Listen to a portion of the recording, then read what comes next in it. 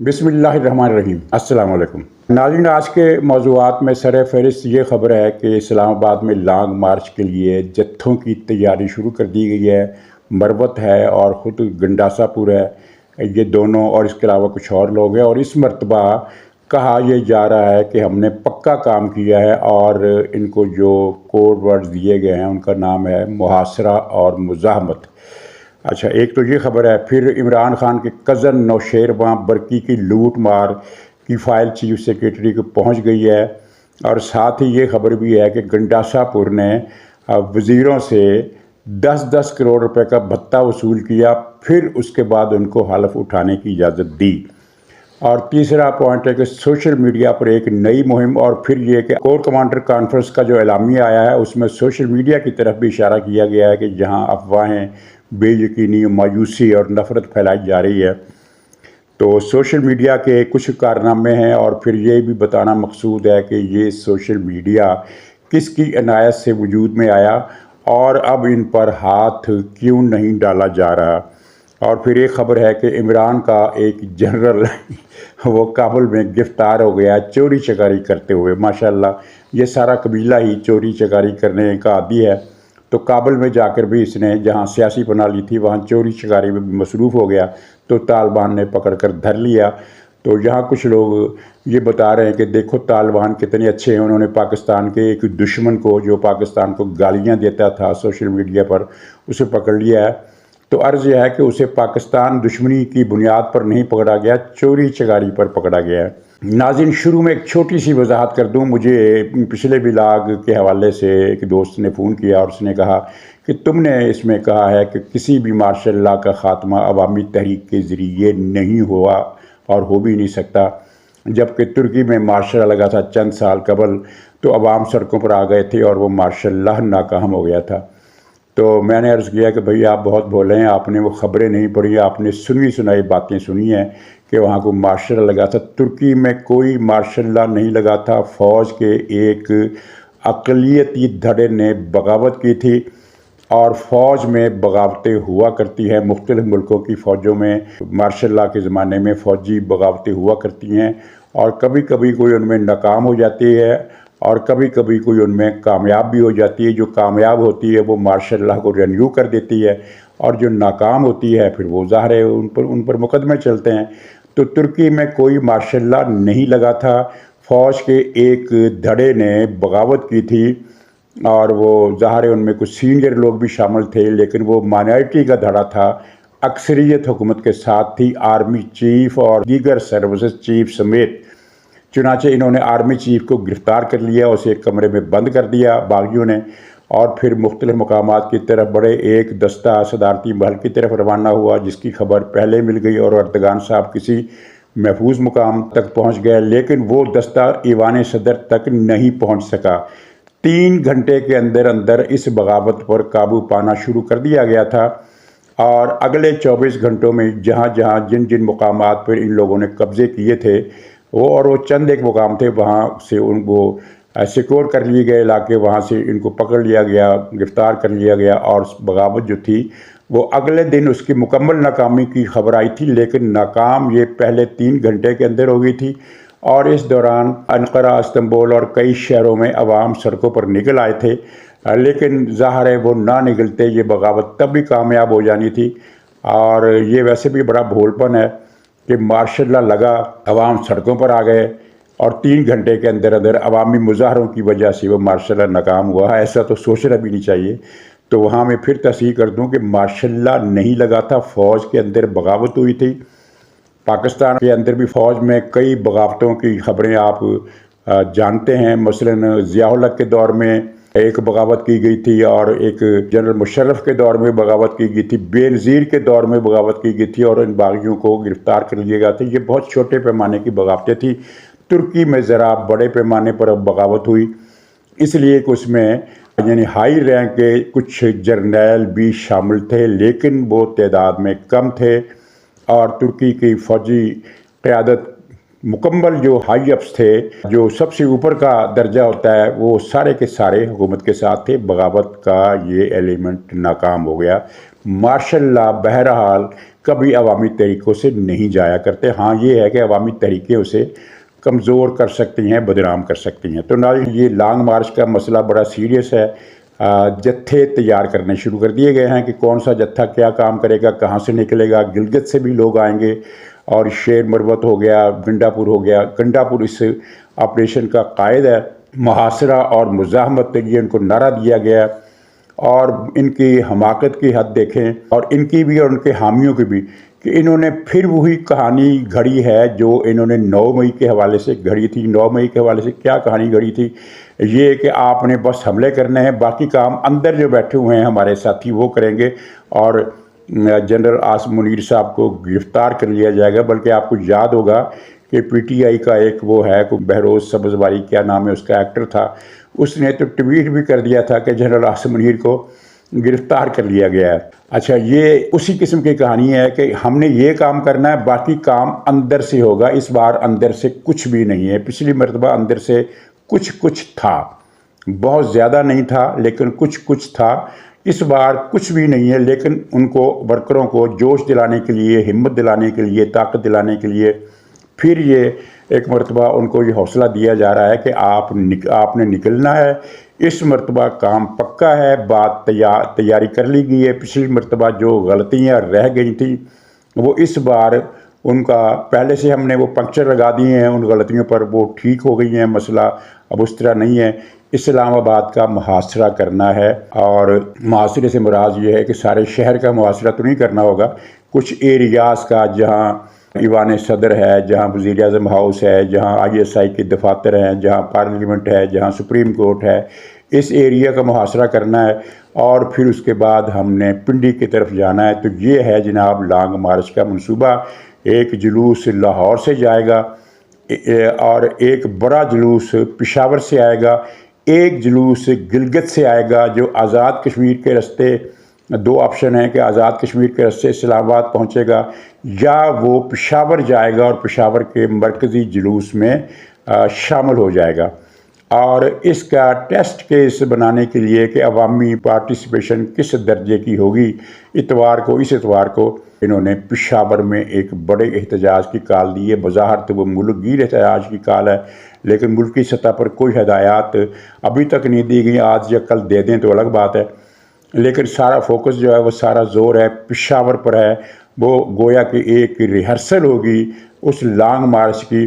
مثال کے طور پر پشاور کے اس جلوس میں اگر سپوز کہ 10,000 آدمی نکل آتے ہیں سڑکوں پر، تو پھر ان کو تسلی ہو جائے گی کہ آج 10,000 نکلے ہیں، تو اس کا مطلب یہ ہے کہ لانگ مارچ کے دن 15,000 آدمی ہم اکٹھے کر لیں گے، یا شاید 20,000 بھی اکٹھے کر لیں۔ اور ناظرین، 15-20 ہزار کی تعداد بہت بڑی تعداد ہوتی ہے کسی شہر میں، یہ انت مچانے کے لیے کافی تعداد ہوتی ہے۔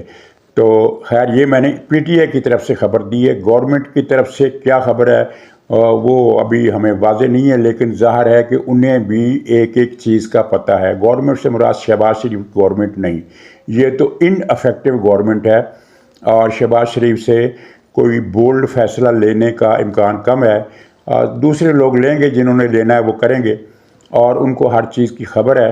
اور یہ لانگ مارچ جو ہے یہ 9 مئی سے بھی زیادہ عبرتناک انجام سے ہمکنار ہو سکتا ہے، یہ میرا اندازہ ہے۔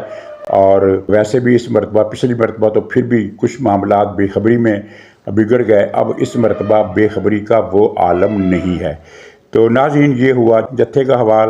عمران خان کا جو کزن ہے وہ ایک غدار جنرل تھا برقی، اس کا بیٹا نوشیروان برقی، اس کے کارناموں کی رپورٹیں پہلے بھی چھپتی رہی ہیں۔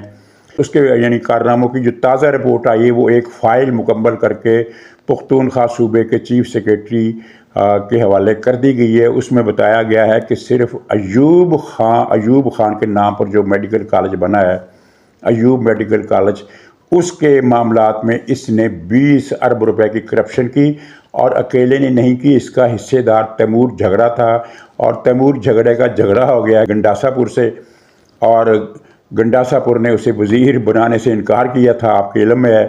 تو وہ تیمور جھگڑا کو ظاہر ہے اس 20 ارب میں سے کوئی 1/3 پتی ملی ہوگی، یا 1/4 پتی ملی ہوگی، باقی سارا کام یہ نوشیروان برقی نے کیا، اور سارا غبن جو تھا یہ اس کا ذمہ دار ہے، جس کے بعد یہ مال کما کر امریکہ چلا گیا، وہاں جا کر اس نے جائیدادیں خریدی ہیں بڑے پیمانے پر۔ اور نوشیروان برقی نے صرف یہی کام نہیں کیا بلکہ اس نے صحت کارڈ میں بھی 20 ارب روپے سے زیادہ کی کرپشن کی ہے۔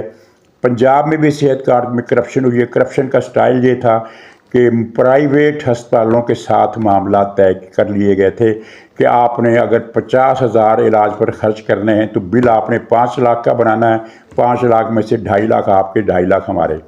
یہ اس طرح انہوں نے کرپشن کی پنجاب میں بھی اور پختونخوا میں بھی۔ صحت کارڈ سے بڑا ڈاکہ کم ہی مارا گیا ہوگا۔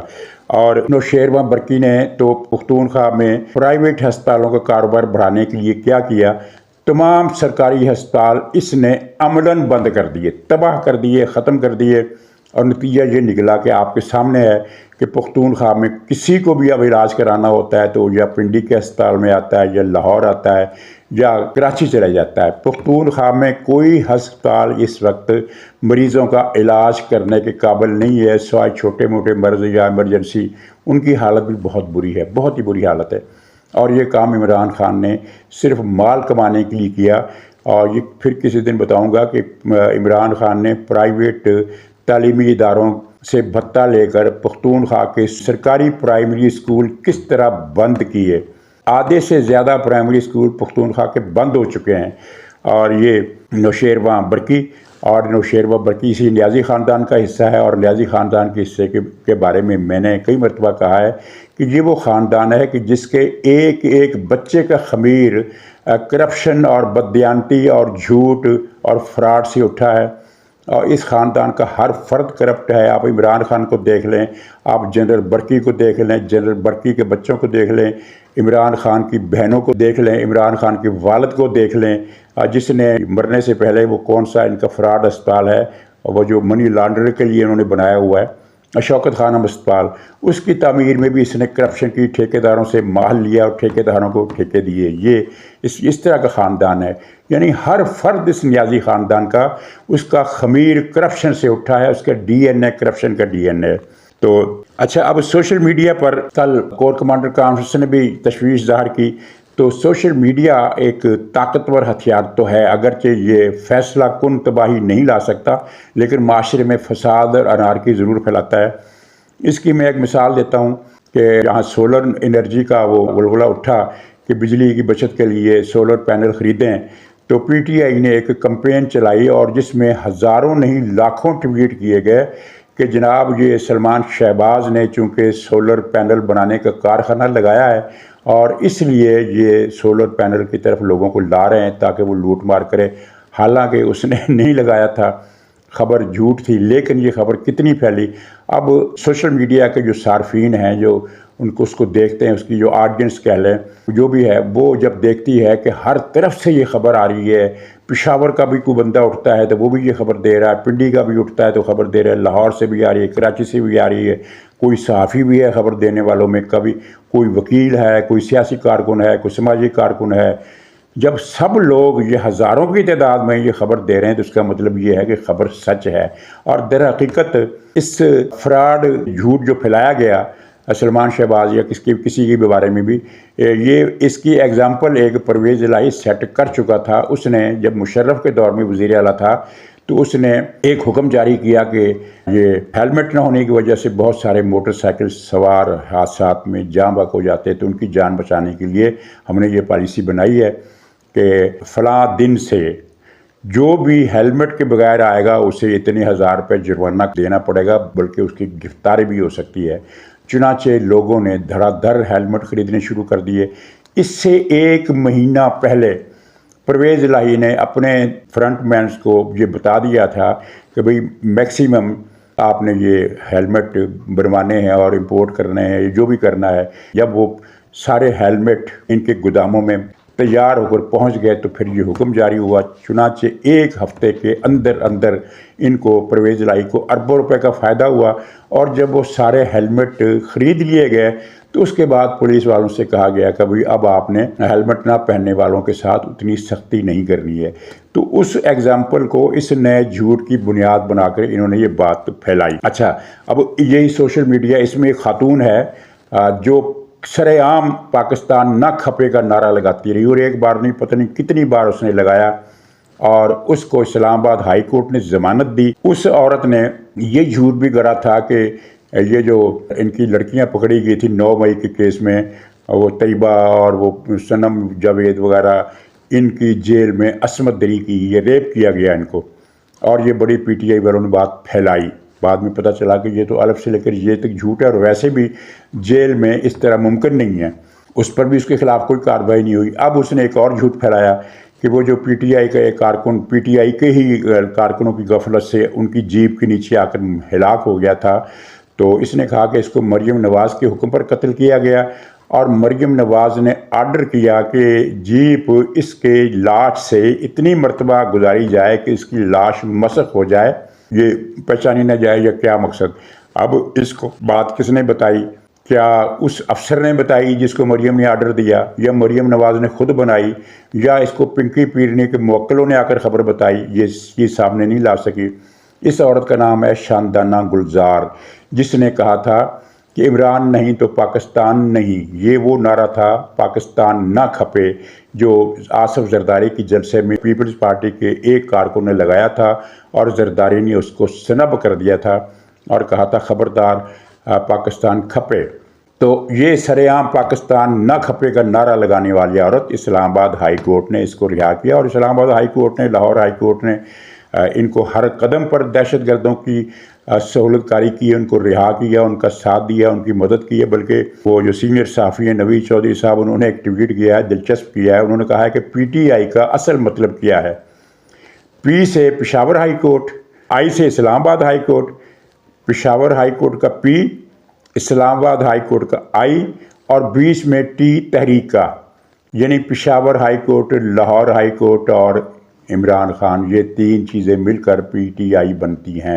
اور ہمیں یہ نظر بھی آ رہا ہے کہ اسی طرح تو بہت سارے لوگ تنقید کر رہے ہیں فوج کے اس اعلامیے پر جو پرسوں جاری ہوا، اس میں کہ یہ عمل تو کرا نہیں سکتی۔ تو بات یہ ہے کہ اس وقت فوج اس طرح کا تصادم نہیں چاہتی جس کو یہ کہا جائے کہ جناب ادارے کا، 2 اداروں کا تصادم ہو گیا، اور فوج کی عدلیہ سے، جوڈیشری سے کو ہیڈ آن کولیجن ہو گیا ہے۔ اس طرح کا تاثر وہ نہیں دینا چاہتی، لیکن فی الوقت ہمیں نظر آ رہا ہے کہ اسلام آباد ہائی کورٹ اور لاہور ہائی کورٹ نے ملک کے نظام کو یرغمال بنا لیا ہے۔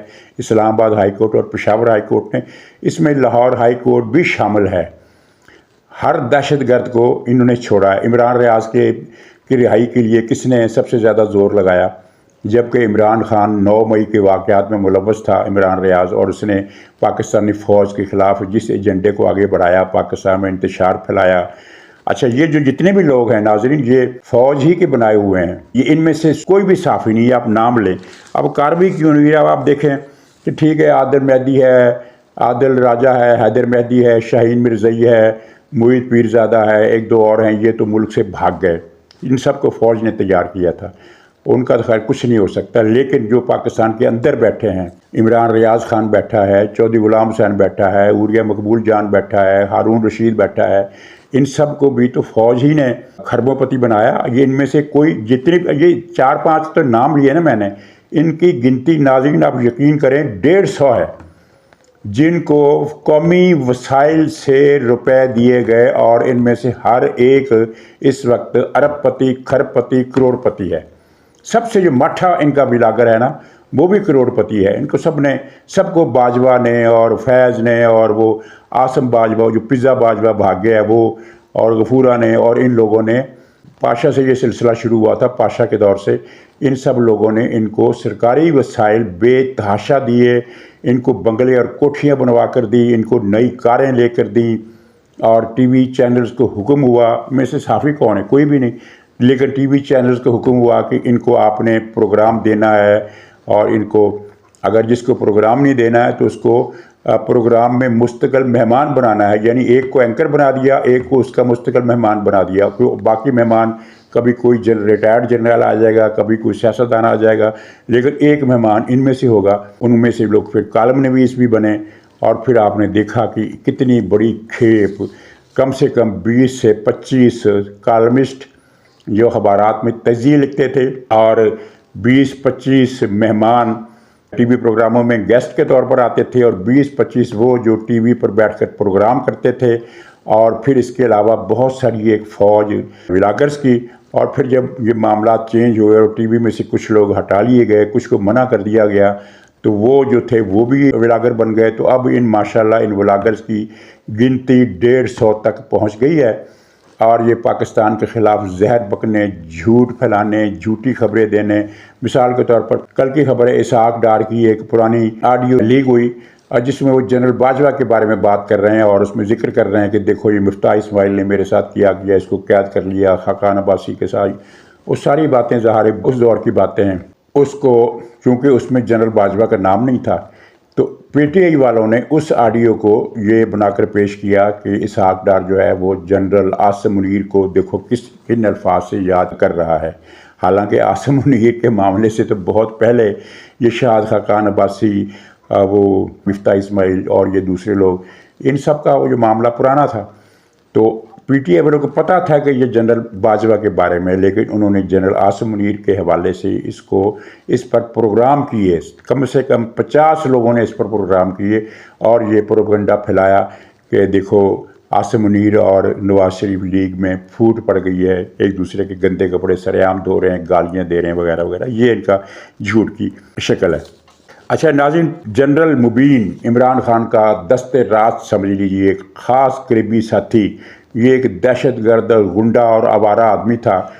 پہلے ایک جوتوں کی دکان کرتا تھا پشاور میں، پھر عمران خان کو پتہ چلا کہ یہ تو بہت بڑا ڈکیت بھی ہے، چور بھی ہے، زانی بدماش بھی ہے، شرابی بھی ہے، چرسی افیمی بھی ہے، یعنی اس میں ساری خوبیاں ہیں جو حقیقی آزادی کے جہاد کے لیے چاہیے۔ تو اس نے اس کو اپنا ساتھی بنا لیا۔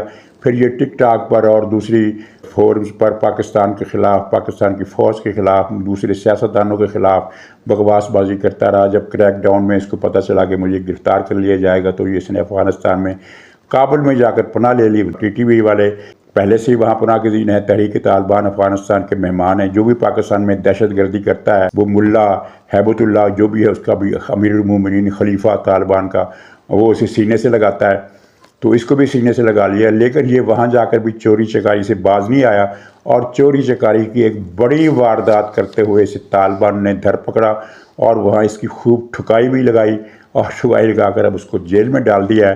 اب دیکھنا ہے کہ پشاور ہائی کورٹ اس کا کب نوٹس لیتی ہے اور اس کی رہائی کا حکم دیتی ہے، اور طالبان والے پشاور ہائی کورٹ کا حکم مانتے بھی ہیں یا نہیں مانتے۔ تو ناظرین اجازت دیجیے، انشاءاللہ اگلے ولاگ میں پھر ملاقات ہوگی، تب تک کے لیے خدا حافظ۔